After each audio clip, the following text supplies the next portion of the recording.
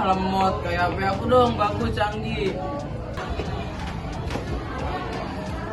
Ih, dan nggak boleh gitu. Ya nih menang kamu bagus kan kita beda-beda ekonominya. Tapi jangan gitu, jangan ngejekin orang lain. Oh ya udah Rit, maafin gue ya Rit ya. Jadi kesimpulannya di sini adalah penemuan handphone sudah menjadi hal umum bagi setiap orang bahwa kemajuan teknologi memudahkan kita dalam menjalankan berbagai macam.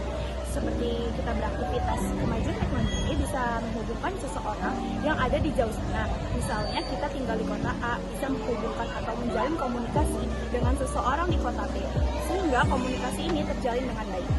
Sekian, terima kasih.